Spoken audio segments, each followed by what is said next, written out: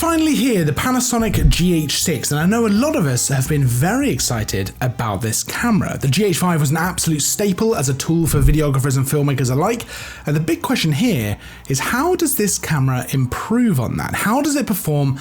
And of course, how are things like autofocus? Well, we're going to get into all of that. We had this for a little while, and what better way to test out a camera like this than to shoot a short film, which we actually have on our channel now. I'll pop a link to it down in the description if you want to go straight to that to check it out. It was a great way to really get a feel for the camera, really test things out like the autofocus, the dynamic range, low light, high ISO, and everything else that I could. So let's get into a little bit of spec here. The GH6 is rocking a 25.2 megapixel sensor with a new Venus engine, making it nice and fast. It's able to film in a lot of different resolutions and frame rates with a lot of different modes as well. So you've got things like 5.7K Apple ProRes Raw, that's up to 60 frames a second, that's at the high end, and that's internal shooting to a CF Express Type B card. That gives you a super high quality image with a huge amount of room for things like color grading and really getting the final look that you want. I'm shooting on the GH6 right now, and I'm shooting in 5.7K.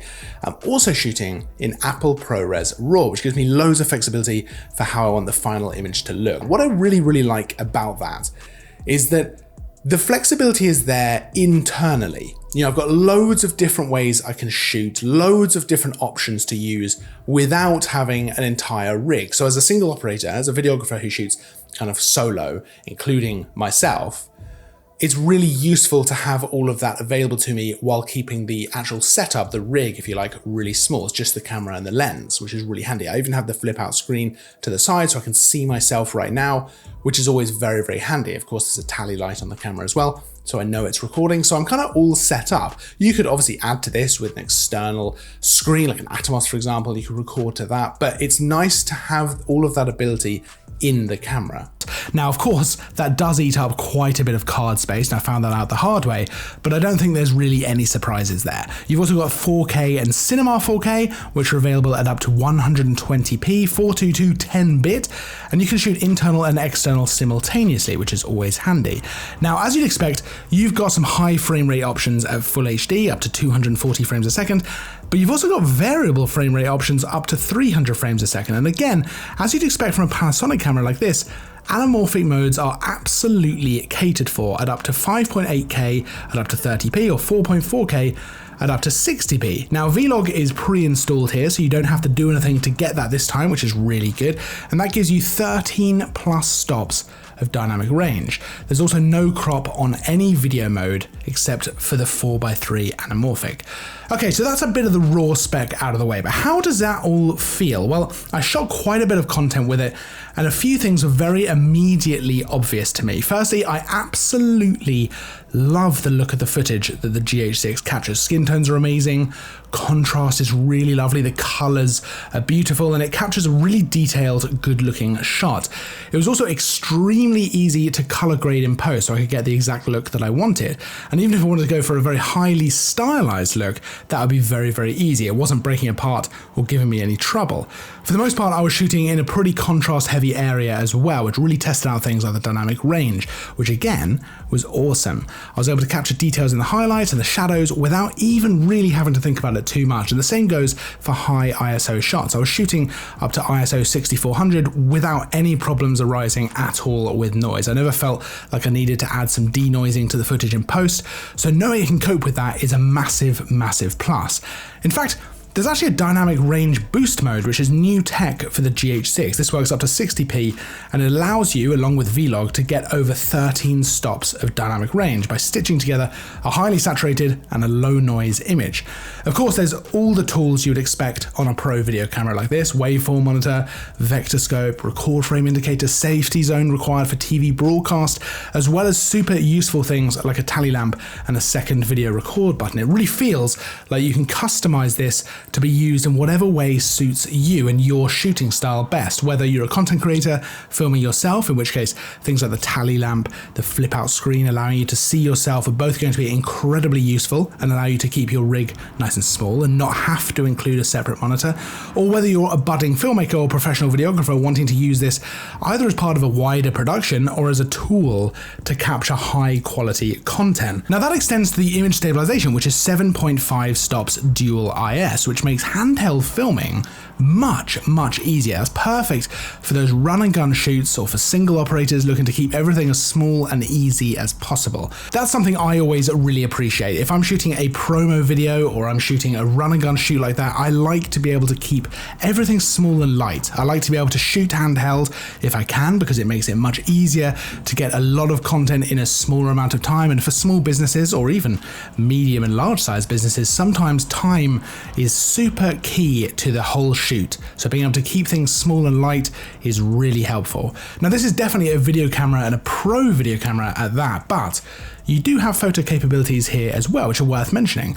I mentioned earlier this is a 25.2 megapixel sensor, but you also have the ability to shoot in high res mode at up to 100 megapixels. That takes a series of images and stitches them together to create a much higher detailed end result. And because of that image stabilization, it's even possible handheld. So let's talk about the big thing that I'm sure a lot of you are wondering about, because I certainly was. The autofocus. So the whole time I was filming, I decided to leave it on the widest mode so the camera could decide what to focus on and what to track. I wanted to see how things like the face and eye detection were going to work, whether they're going to be able to keep up, whether they're going to be able to track. So I left that on, and since I was in most of the shots and I was moving around the frame, it was a really good way to test that out. Now, it did an okay job with focusing on me and tracking me, but it did fall off a few times and it couldn't regain me. There were also a few instances of hunting where the autofocus was looking for the subject to focus on, and ultimately, if I'm honest, it didn't feel particularly improved, and this was probably the one area where I wasn't overly impressed. But then again, I was kind of expecting that. I think a lot of us are probably aware of this with Panasonic cameras. It'd be great if this was improved, but I know a lot of videographers like to use manual focus or set focus with the autofocus, switch to manual to lock it in. Now, obviously both of these techniques would work fine.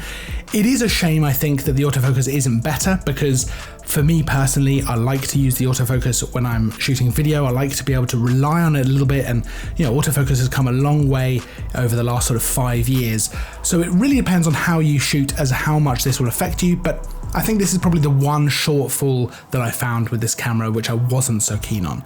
Now, there's also a big audio upgrade with 48 kilohertz 24-bit audio, and that's with the built-in microphone or the external mic, and that's great. Better audio is not necessarily the most exciting headline feature, but it's always a really nice thing to have as a big plus. So let's talk about the camera itself for a moment. First of all, there's a new heat management system with a fan inside the camera, so it keeps it the same size as the GH5, but it means you do have true unlimited recording time. You should never be stopped because of overheating, so you are really only limited by power and storage. And if you're familiar with cameras like the GH5, you'll be right at home here, but with some really nice additions as well. So you've got 2 card slots, CF Express Type B and SD UHS 2, full-size HDMI Type A connection, which is always welcome, USB 3.2 Gen 2 Type C, timecode in and out, as well as everything you'd expect like headphone and microphone. The EVF is really nice. It's a 2680K OLED EVF, and I have to say it does look lovely, and along with that,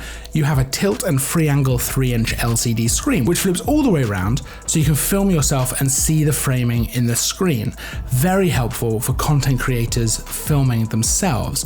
It means you can obviously build this out as a rig, which I'm sure a lot of people will do, but you don't absolutely have to, which I really appreciate. The GH6 is definitely a great tool for videographers, for filmmakers, for cinematographers, content creators. There's so many ways that you can use this camera, and you can customize it for the way it'll work best for you. I absolutely adore the look of the footage I'm able to capture with this, and it was very easy to set up and get filming. Yes, I wish the autofocus was better, and that's the one area that I think is not so great, but that's part of how I shoot as a videographer, and if you actually use manual focus or if you like to lock in focus, that's going to affect you a lot less. But outside of that, This is an extremely competent video camera. So you can check out the camera for yourself by following the link in the description. You can also check out the short film I made with the camera down there as well. Make sure to like and subscribe if you enjoyed the video. There's loads more content all the time.